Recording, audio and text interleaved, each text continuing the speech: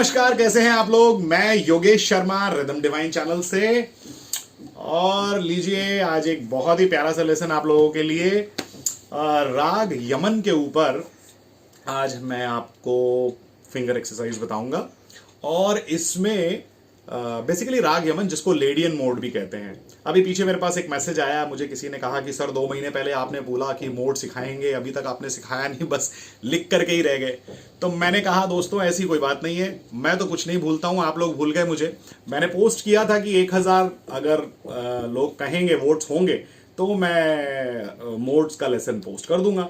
आप लोगों ने इंटरेस्ट नहीं लिया तो मुझे लगा शायद आप नहीं सीखना चाहते हैं। तो अगर आप सीखना चाहेंगे तो जरूर मैं बताऊंगा। और लेकिन फिर भी आज मैं जो बता रहा हूं आपको, राग यमन बता रहा हूं, तो इसके अंदर जो है ये बेसिकली लेडियन मोड ही है। और अगर आप लोग चाहें कि आपको सीखना है तो जरूर आप वहां पर देखिए। सीधी सी चीज है कि बहुत सारे लोग मुझे चीजों को रिक्वेस्ट करते हैं, लेकिन जैसा आपकी डिमांड है तो उसमें एक मेजॉरिटी लेवल होना चाहिए। अगर मैं एक एक लेसन पोस्ट करूंगा तो बड़ा मुश्किल हो जाएगा।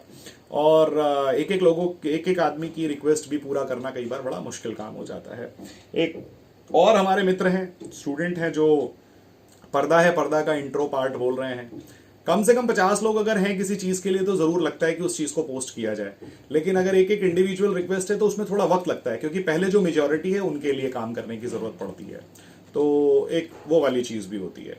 दूसरी चीज, अगर इस तरह की चीजें आप लोग चाहते हैं कि कुछ मैं पूरी कर सकूं, तो कई बार आप ऐसा भी कर सकते हैं कि जैसे मैंने बोला कि मैं इंस्टाग्राम पे आप लोगों के साथ लाइव जुड़ सकता हूं, बट वहां भी आपकी मेजॉरिटी ना के बराबर है।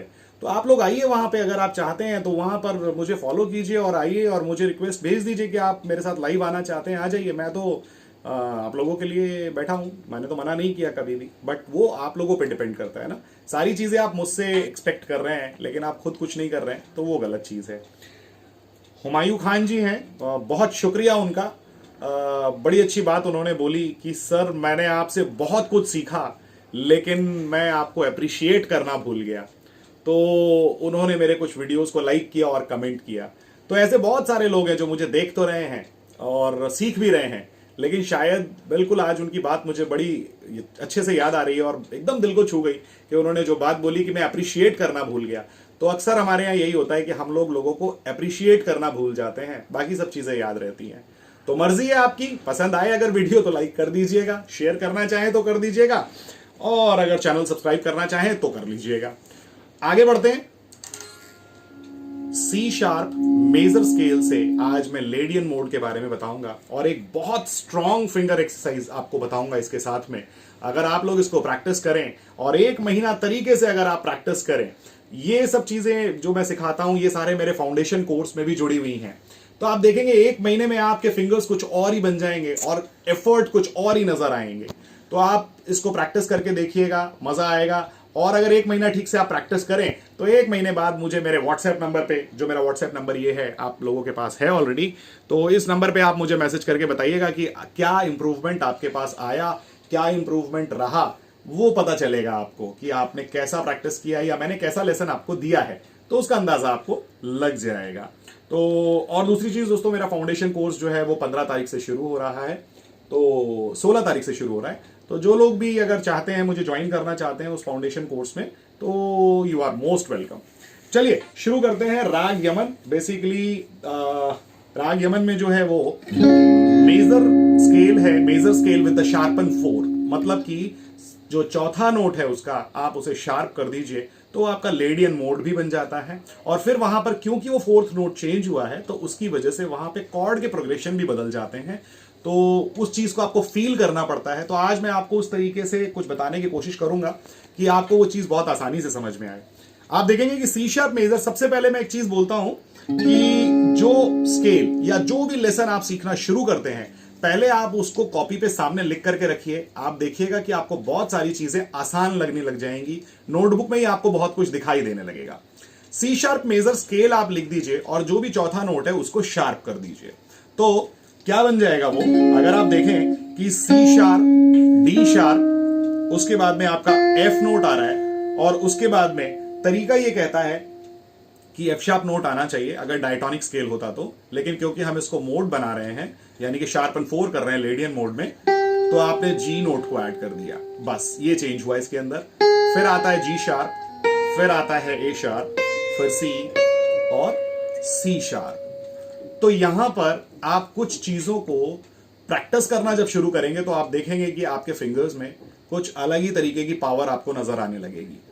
सी शार्प मेजर स्केल के साथ में चलिए, और जनरली जब हम इसको क्लासिकल म्यूजिक में लेके जाते हैं तो इसकी स्टार्टिंग जो होती है वो यहां से होती है, यानी कि 7th नोट से स्टार्ट होता है म्यूजिक आपका। ऐसा करके हम लोग बजाते हैं ना।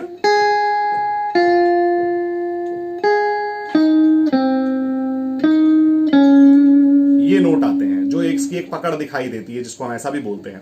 लेकिन ये तो क्लासिकल की बात हो गई। हम लोग जो आज के लेसन में मैं बताना चाह रहा हूं वो है बिल्कुल प्योर आपके फिंगर्स के लिए, आपके लेफ्ट हैंड के लिए आप उसे कैसे इंप्रूव कर सकते हैं उसके लिए है। तो यहां पर आप देखेंगे कि आप छोटी छोटी चीजों को लेके शुरू करें, और जैसे मैंने कहा स्केल को देख लीजिए एक बार, वो सारे नोट आपके माइंड में सेट हो जाएं कि आपके गिटार में कहां कहां वो नोट हैं। तब आप देखिएगा कितना आसान हो जाएगा। जैसे मान लीजिए कि आपने देखा C sharp, D sharp, F, G, G sharp, A sharp, C sharp, D sharp, F, यहां तक आप देख लीजिए। और इसी के अकॉर्डिंगली आप यहां देखें कि अगर आपने ये जो नोट बजाए थे यहां तक आपने बजाया था, जी शार्प नोट था, और आगे अगर आप जाएंगे तो ए शार्प भी मिलेगा आपको, सी भी मिलेगा आपको। तो आप अकॉर्डिंगली देखें कि पैरेलली अगर आप कुछ म्यूजिक क्रिएट करना चाहते हैं मान लीजिए, तो आप पहले ये 2 स्ट्रिंग 2 स्ट्रिंग 2 स्ट्रिंग 2 स्ट्रिंग ऐसी ग्रुपिंग कर सकते हैं। जिस भी स्ट्रिंग पे पहला नोट आपको इस स्केल का मिल रहा है वहां से आप अपनी शुरुआत कर सकते हैं। जैसे फॉर एग्जांपल मान लीजिए कि ये एफ नोट है, जो कि एफ नोट से भी आपके स्केल, ये जो नोट है आपके स्केल में है, तो एफ, जी और जी शार्प ये तीनों नोट हैं आपके स्केल में। उसके बाद में आप देखें ए शार्प, सी और सी शार्प ये भी नोट आपके स्केल में है। तो आपने क्या किया, 6 नोट की एक्सरसाइज आप बना सकते हैं। यहां आपने ये 6 नोट प्ले किए। इसके आगे जब आप चलते हैं तो एक नोट से आगे जो आपने एफ से बजाया है, अब आप यहां आ जाइए जी नोट से, तो जी और ये नोट आपका जी शार्प, ए शार्प, और सिमिलरली यहां पे आपने डी शार्प ऐड कर लिया। तो ऑल्टरनेट पिकिंग में आप बजा रहे हैं 1 2 3 4 5 6, 1 2 3 4 5 6, 1 2 3 4 5 6, 1 2 3 4 5 6। आगे ऐड कर दीजिए।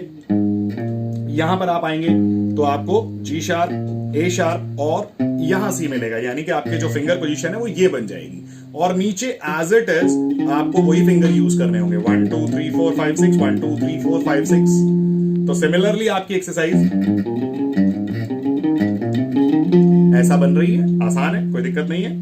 ए शार्प, सी शार्प, और इसके नीचे भी सेम कॉम्बिनेशन के अंदर आप जाएंगे। आसान है यहां भी, अगर आप देखेंगे तो बहुत आसानी से चीजें मिल रही हैं। आगे चलिए,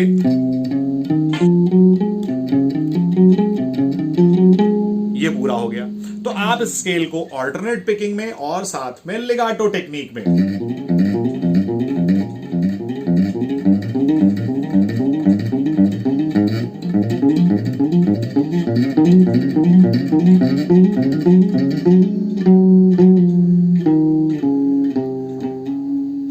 ये आपने एक स्केल एक्सरसाइज बनाई, अपनी एक फिंगर एक्सरसाइज बनाई, छोटे छोटे फ्रेगमेंट आपने बना लिए।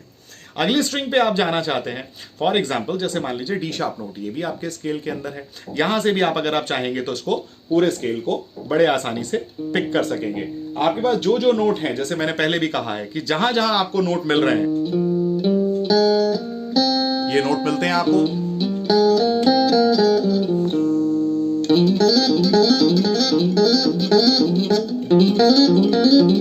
देखिए सिर्फ आपकी नोटबुक पे आपके सामने नोट्स लिखे हैं और वहां से आप पिक कर रहे हैं।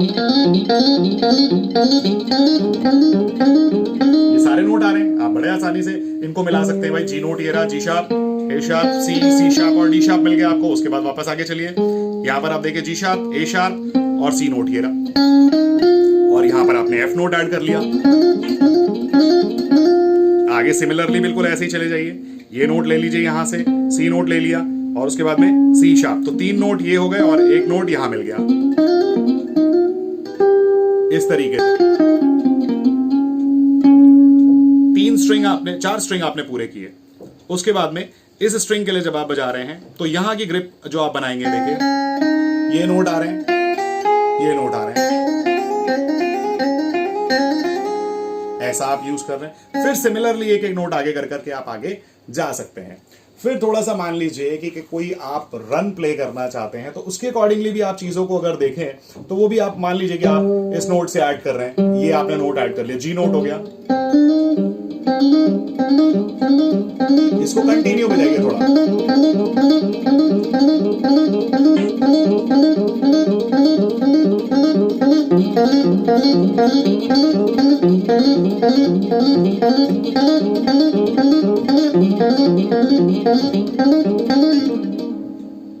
ऐसा आपने बजा करके देखा, पता लगा आपको कि हाँ कुछ बजना शुरू हो रहा है।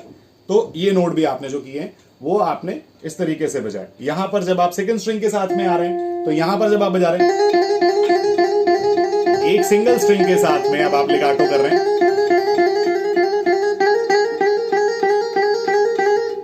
ऐसा भी आप कर सकते हैं। सिंगल स्ट्रिंग में यहां आ जाइए,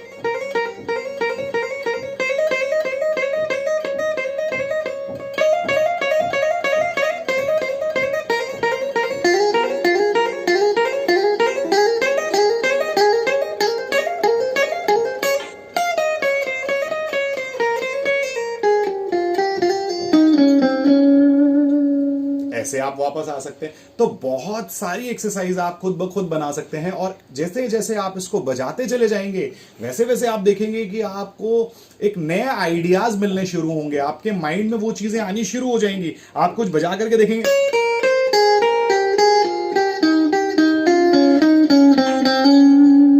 क्योंकि आपने उन नोट्स को इतना प्रैक्टिस किया।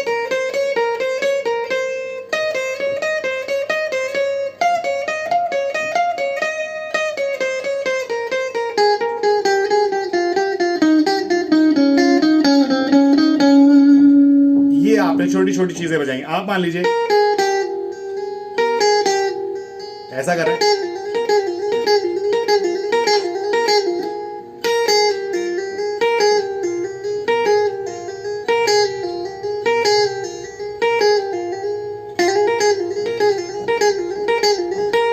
डिफरेंट डिफरेंट स्टाइल से आप नोट पिक कर सकते हैं। रिवर्स के अंदर ऑल्टरनेट पिकिंग बजाइए,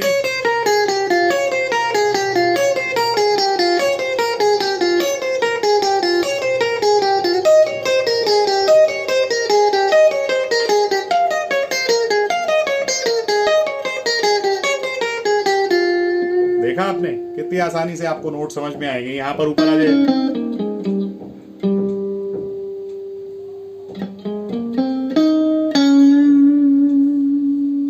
तो छोटी सी चीज है, कोई मुश्किल नहीं है, बस सिर्फ आपको कोशिश करने की जरूरत है। तो बस ये छोटी सी चीज है जिसको आप प्रैक्टिस करते जाइए और एक महीने बाद आप अपने फिंगर्स को देख लीजिएगा, आप अपने राइट हैंड को देख लीजिएगा, और फिर आप मुझे दोबारा याद करेंगे। तो ये एक छोटा सा लेसन था दोस्तों आप लोगों के लिए। उम्मीद करता हूं आप लोगों को पसंद आया होगा, और पसंद आया होगा तो आपको पता ही है कि क्या करना है। मिलते हैं एक नए लेसन के साथ में। Wish you all the very best, take care, bye bye.